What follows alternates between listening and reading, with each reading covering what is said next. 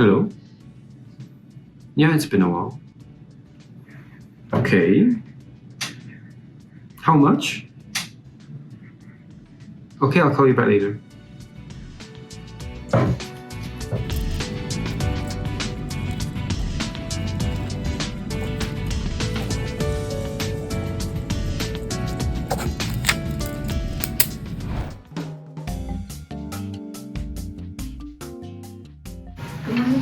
Good morning, sir.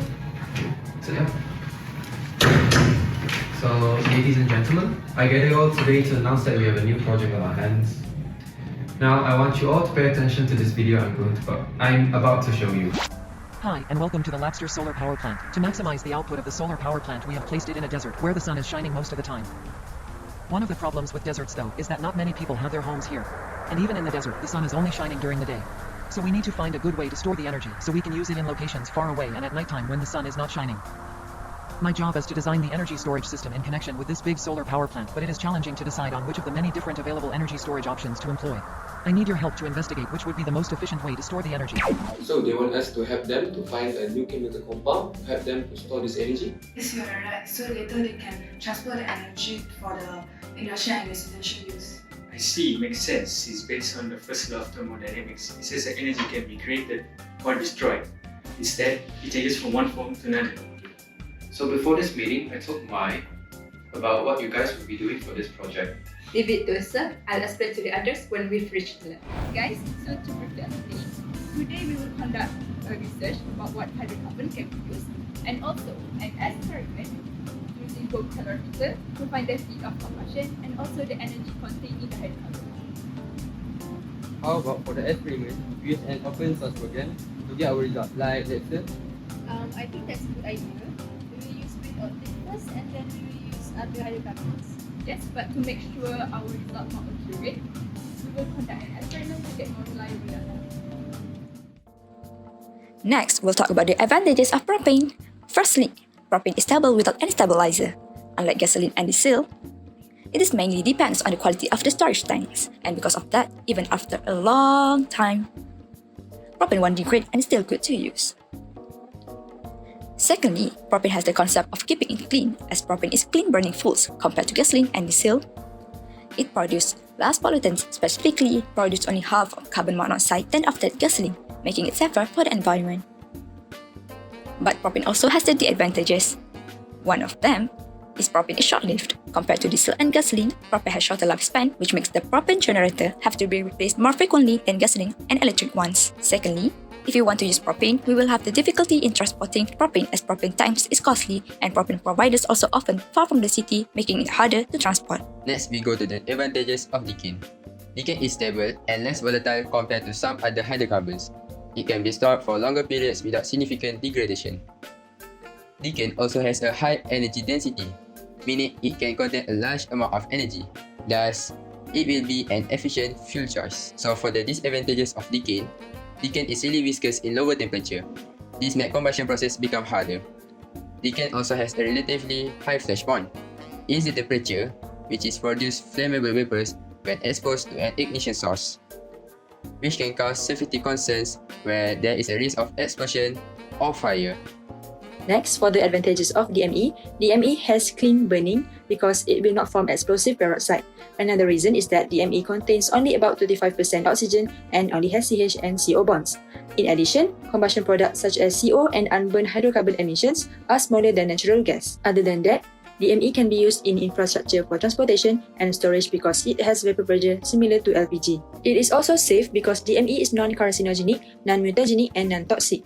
And lastly, it is also efficient because DME can be up to 5 times more efficient than traditional fuels, resulting in less energy wastage and better use of our resources. The disadvantages of DME are it has low liquid density, viscosity, and low heating value, and it also has lower calorific value per unit volume, make it necessary to increase the capacity of the fuel tank.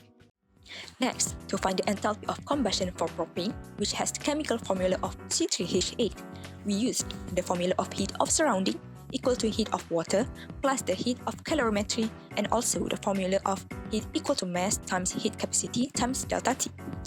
And from the experiment that we've conducted, we get the value of delta T, which is 5.9 Kelvin, and the value of heat capacity for propane, which is 73.6 joule per Kelvin. So, just using the formulas just now, we could insert the values of M, C, and delta T to find the heat of surrounding. Secondly, from the formula Q surrounding plus Q system equal to 0, we can conclude that Q system equal to negative Q surrounding. Then, using the Q surrounding, we will get the Q system. Lastly, to find the enthalpy of combustion for propane, we could use the formula of delta H equal to Q system divided by number of moles. Given the mass of propane that we use in the experiment is 1 gram and the molar mass of propane is 44.10 joule per mole, we get the number of mole which is 0.023 mole. Then, using the Q system that has value of negative 30056.96 that we find just now, we divide by the 0.023 mole, and finally, we'll get the delta H for propane, which is negative 1306.82 kilojoule per mole. To calculate the delta H of decane with formula C10 H22, firstly we have to use the equation Q surrounding equals to Q water plus Q calorimetry, which is equals to MC theta plus C theta. So from all the information given, we have mass of water is 1200 gram, the heat capacity of decane is 315 joule, and the delta T is 13.7 Kelvin. So after substitute into the equation, we will get Q surrounding is equals to 73.1 kilojoule. Secondly, to find the Q system is equals to negative Q surrounding, therefore our Q system will be negative 73.1 kilojoule. Lastly, the formula for delta H is equals to Q system over mole, and in order to find the mole of decane, we have to divide the mass of decane, which is 1 gram, over molar mass of decane, which is 142.29 gram per mole, and we will get mole is 0.007 mole. After divide the Q system with the mole, so our delta H will be negative 10442.92 kilojoule per mole. And for the last hydrocarbons, to find the delta H of dimethyl ether or DME with chemical formula CH3 or CH3, we have to substitute all the information given into the equation Q surrounding equals to MC theta plus C theta. From the information of mass of water is 1200 gram, the delta T is 0.1 Kelvin, and the heat capacity of DME is 102.3 joule per Kelvin. So our Q surrounding would be 36374.01 joule. To find the Q system, our Q system would be negative Q surrounding, therefore our Q system is negative 36374.01 joule. For the last step, delta H is equals to Q system over mole. Our mole would be 1 gram divided by the molar mass of DME, which is 46.07 gram per mole, and the mole is 0.022 mole. After divide the Q system with 0.022 mole, so our delta H is negative 1653.36 kilojoule per mole. Now let's talk about the spontaneity of the combustion reaction. To help us with this part, our friends at ChatGPT let us use their AI to help explain this concept. That is correct. I receive input and then answer by searching the web, articles as well as research papers to give out an accurate answer.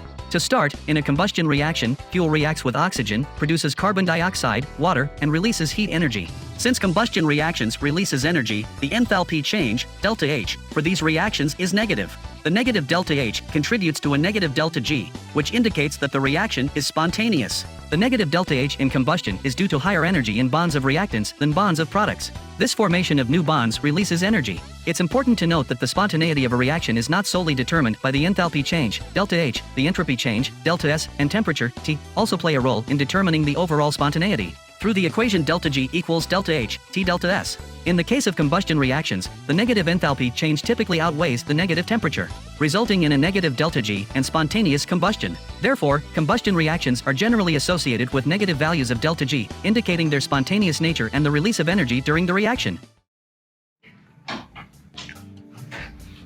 Okay, so I assume everyone has seen that part, because we will soon have to present our proposal to Everchem. Okay, so after finishing our data analysis, we have chosen decane for our most favorite hydrocarbons for Everchem to use. This is because decane has the most highest storability among all the hydrocarbons. This is because decane is stable and less volatile, meaning we can store it for a longer period of time without a significant degradation. Moreover, decane also has the most highest energy density, meaning it can contain a larger amount of energy per unit volume. So this made decant is the most efficient fuel choice for Everchem to use. Perfect. That concludes the meeting. Now let's send it a proposal. Get your money, man. Life goes on. I'm hopeful, yes I am hopeful for today. Take this music and use it. Let it take you away and be hopeful, hopeful, and he'll make a way. I know it ain't easy, but that's okay, cause we hopeful. I wish that you could show some love instead of hating so much when you see some other people coming up. I wish I could teach the world to sing, write some music and have them tripping off the joy I bring. I wish that we can hold hands, listen instead of dissing lessons from a grown man. And now